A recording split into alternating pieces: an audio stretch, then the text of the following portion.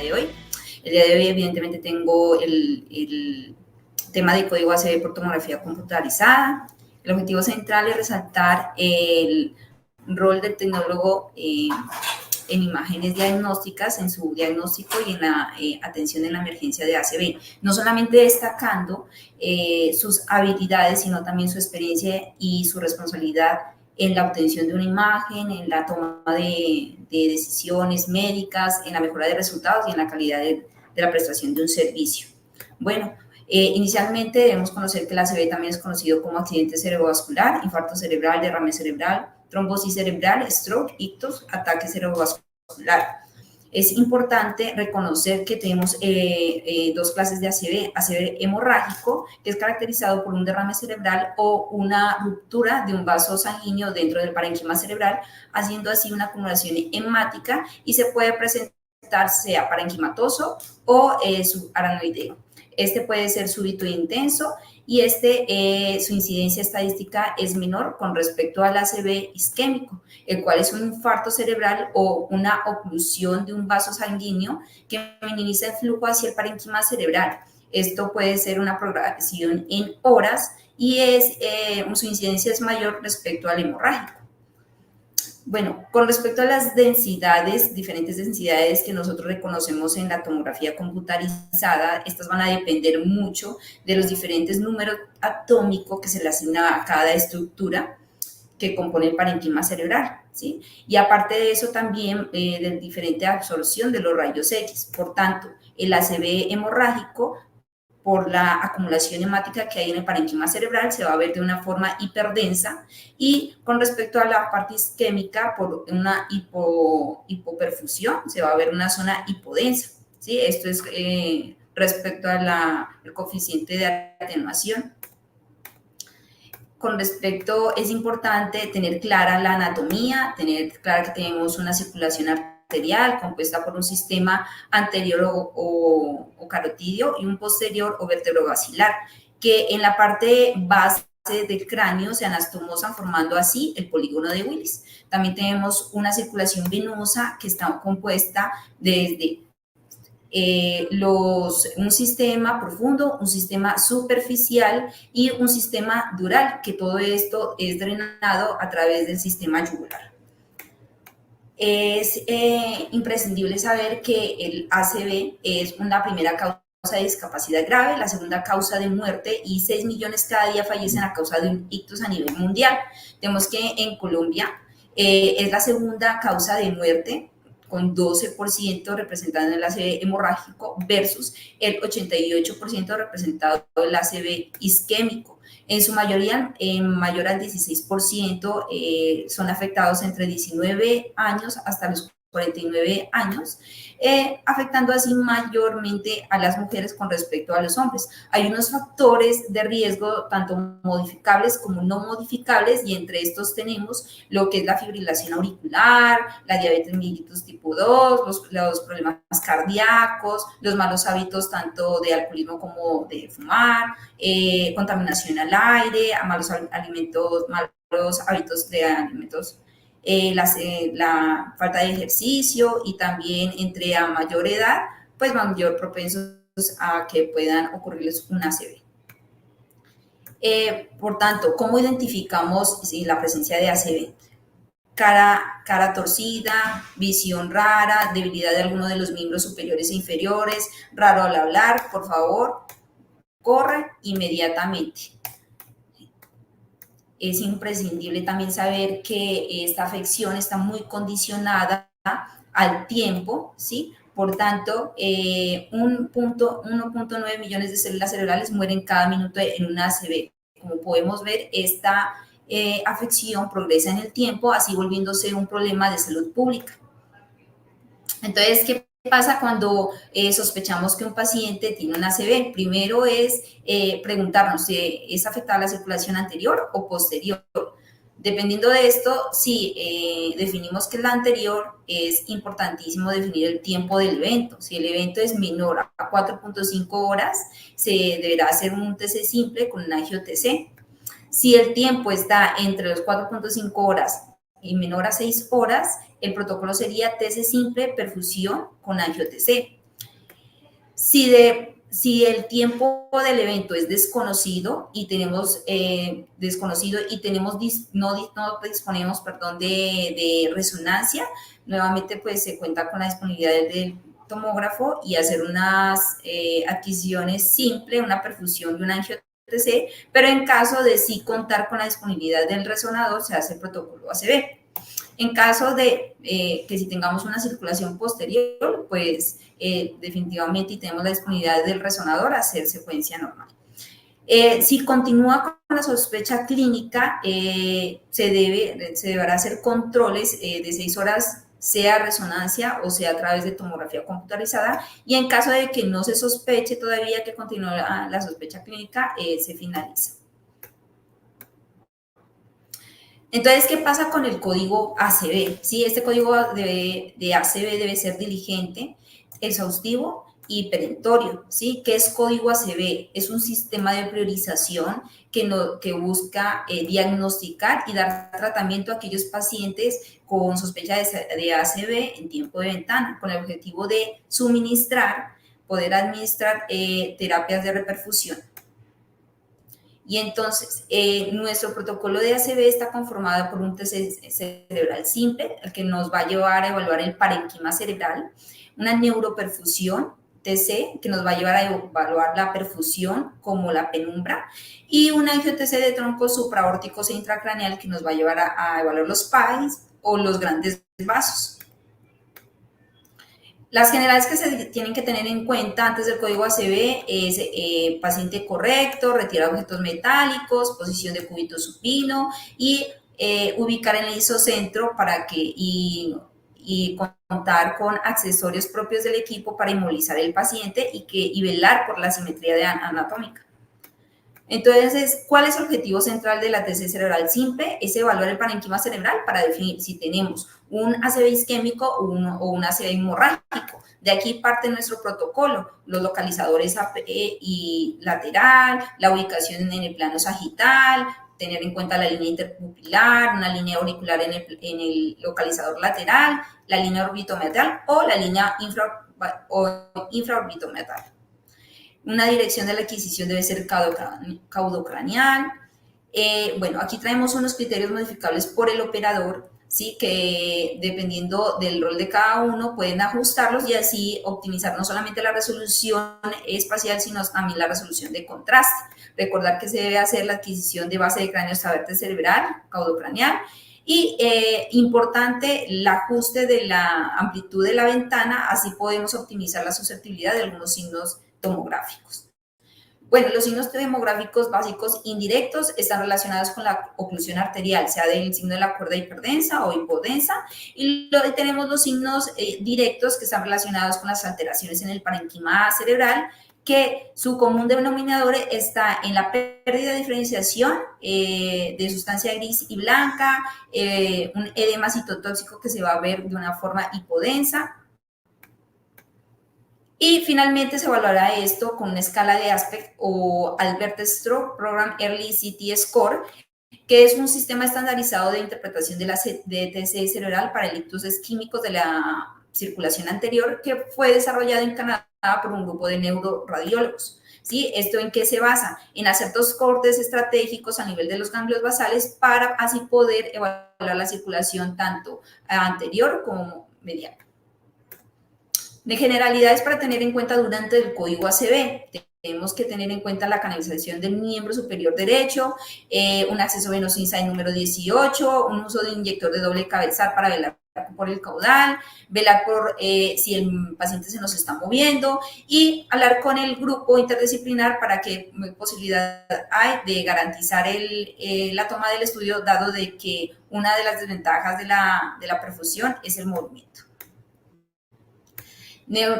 Empezamos con el protocolo de neuroperfusión de TC, ¿cuál es el objetivo principal? Evaluar la perfusión y la penumbra del parenquima cerebral, que se basa esta técnica en la monitorización de la administración de un bolo de medio de contraste para evaluar la microcirculación cerebral y así poder tomar imágenes dinámicas que nos van a poder, vamos a poder conseguir unas curvas de tiempo de atenuación y así poder obtener unos mapas de perfusión.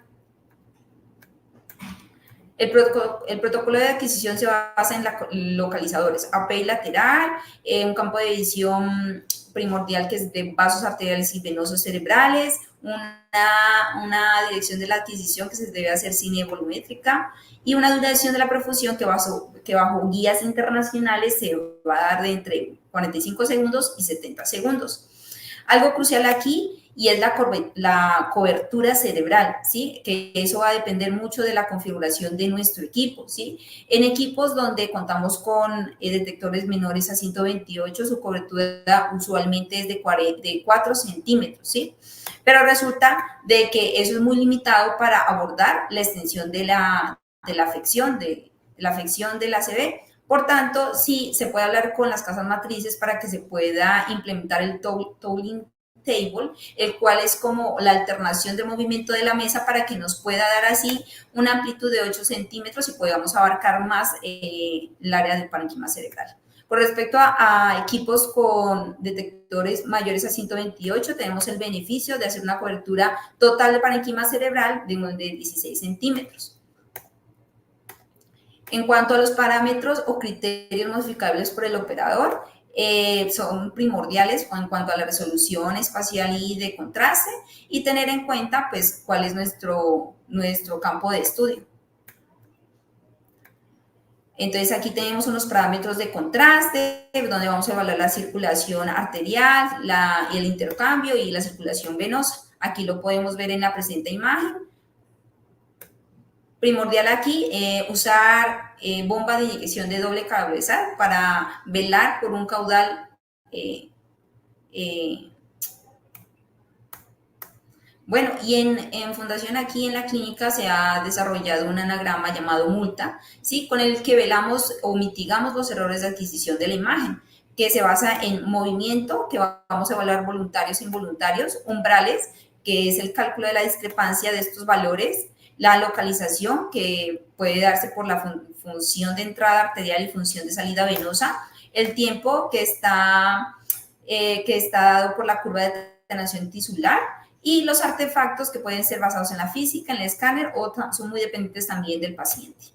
Entonces, el movimiento, ¿cómo se deberá evaluar a través del movimiento? Pues lo podemos evaluar primero deshabilitando el corrector de movimiento, así viéndolo, pudiendo ver estos volúmenes en tiempo real y velar por si hay movimiento o no. Segundo, herramientas de cine en diferentes planos. Tercero, el análisis de la curva es esencial, dado que si vemos varios picos en esta curva es porque hay movimiento. ¿Cómo evitarlos? Primero, usar de los diferentes dispositivos que tenemos en nuestro equipo, embolizar no solamente la cabeza, sino también el cuerpo. Y otra cosa también, hablar con el grupo interdisciplinario para que él nos vele o nos garantice por la toma del estudio con alguna aplicación, algún medicamento. En caso de haber movimientos leves y no hay cambios violentos, como se puede ver en la imagen, pues aplique el corrector de movimiento. Pero en caso de haber movimientos fuertes, entonces definitivamente no se puede recuperar los mapas y entonces, pero sí rescate las adquisiciones, tanto arterial como venosa de los vasos supraórticos como intracraneales. En caso de umbrales, ¿cómo se adquieren los umbrales? ¿Qué hay importante aquí? Que a través de los diferentes paquetes de software automáticos, las diferentes casas matrices van a codificar de diferentes colores la penumbra y el core. Entonces se va a lograr calcular automáticamente el target mismatch o valores de desconcordancia del objetivo según valores de umbral establecidos por la neuroperfusión TC. Entonces, ¿esto de qué va a depender? De que coloquemos un input y un output correcto para así velar por una penumbra y un core para dar resultados clínicos. En cuanto a la localización, desde la experiencia de la fundación, nosotros siempre ubicamos nuestra función de entrada arterial contralateral a la lesión. En este caso tenemos 3 puntos de referencia anatómicos, que tenemos la arteria cerebral anterior, la arteria cerebral media y arteria carótida interna, que son los grandes vasos en la circulación arterial. Con respecto a una función de salida, que la ubicaremos también en los grandes vasos venosos, que son los senos sagital superior o en el seno transverso o en la confluencia de los senos. Entonces, aquí podemos velar por esas ubicaciones y aquí podemos ver nuestras curvas de atenuación tisular, donde podemos ver la continuidad de las curvas si nosotros elegimos adecuadamente una input y un output. En temas de tiempo, que está relacionado con la curva de atenuación tisular, nos preguntamos, ¿qué factores afectan la forma de la curva? Entonces, aquí tenemos que tener en claro que la inyección es de vital importancia, por eso se debe mantener siempre transversalmente una única inyección para cualquier paciente que se vaya a realizar. En cuanto a tema de duración de las imágenes, cuando dependen de estos parámetros, pues son fácilmente modificables, pero cuando dependen del bajo gasto cardíaco del paciente, pues se van a alargar la toma de las imágenes y nuestros mapas van a salir sobreestimados, es decir, que no se van a poder procesar. Y en cuestión de frecuencia de adquisición de imagen por segundo, también es de vital importancia programarla. Entonces, aquí podemos ver dos curvas, ¿sí? Una la podemos ver continua, la otra la podemos ver muy tardía, a los 20 segundos, por ende nos podemos dar cuenta que este paciente, su gasto cardíaco estuvo muy lento y por ende estos mapas no puedan ser procesados. En cuanto a los artefactos, ¿qué artefactos pueden presentarse durante nuestra adquisición? Los artefactos por objetos metálicos, ¿cómo se pueden prever? Pues evaluar bien el paciente y evitar estos o quitarlos, estos elementos metálicos. En caso de un endurecimiento por rayos X, que eso ocurre cuando nuestro paciente, en este caso que es de emergencias, vienen con muchos equipos médicos, de monitoreo y demás, entonces velar porque estos cables estén lo más lejano posible de nuestro isocentro o nuestra área anatómica de estudio, para que no ocurra esto. En caso de falla por detectores, pues siempre hacer el chequeo de control de calidad. En caso por movimiento de paciente, pues inmovilizarlo. Y en caso de artefactos por flujo, es importante velar porque el paciente siempre esté canalizado, procurar pues que esté canalizado con ISAL 18 y en el miembro superior derecho para evitar la represión del tronco brachiocefálico venoso izquierdo. Entonces, ¿qué pasa con los mapas de perfusión cerebral dinámica? Tenemos 4 datos. En cuanto a evaluar la perfusión del tejido, tenemos un mapa que nos da el volumen sanguíneo cerebral, que es la cantidad de sangre en masa de tejido. Tenemos también el flujo sanguíneo cerebral, que se encarga de valorar la velocidad del flujo de sangre en los vasos cerebrales. Y tenemos otros dos que se van a encargar del retraso del bolo, que es el tiempo del tránsito medio, que básicamente se trata del tiempo entre circulación arterial y venosa, y el tiempo al pico, que es tiempo de contraste que alcanza su máxima concentración, como lo podemos ver reflejado en la gráfica presente. Entonces, estos valores, si bajan los valores de perfusión del tejido y suben los de retraso del bolo, ¿qué pasa? Una hipoperfusión, y así podemos velar qué tanto tejido está comprometido y se puede salvar. Entonces, la tercera adquisición importante es la angiotensia de troncos supraórticos intracraneales. El objetivo principal es evaluar los pipes o los grandes vasos, que para evaluar o descartar o detectar la estenosis, oclusión por ateromas, las disecciones, aneurismas y también evaluar circulación colateral. El protocolo, igual, localizadores API lateral desde callado aórtico hasta vértice cerebral, desde arco aórtico, vértice craneal o, dependiendo de la cantidad de detectores, cobertura craneal hasta el nivel del polígono de Willis. Se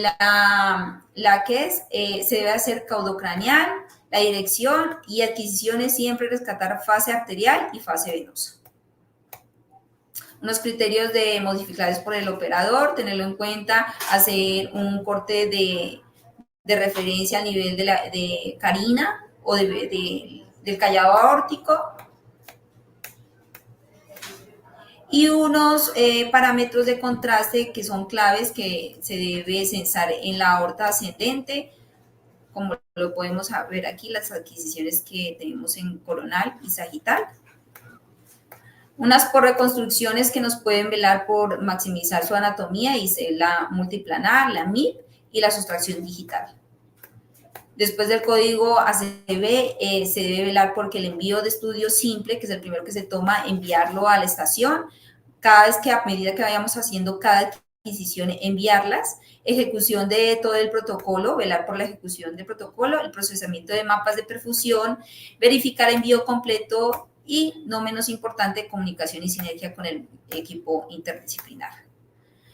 Concluyendo, en nuestro rol definitivamente debe haber una educación continua. Aquí traigo un paper donde habla sobre superar esas barreras en estos temas cuando estamos con la tecnología de información y comunicación y nos cuesta asimilarla, ¿cierto? Entonces habla de unas brechas para mitigar y hay unas problemáticas de las que habla y es la falta de confianza, la falta de formación, las estructuras burocráticas, jerárquicas también que debemos limar y cómo eso se contrarresta, pues teniendo o embarcándonos en esa educación continua.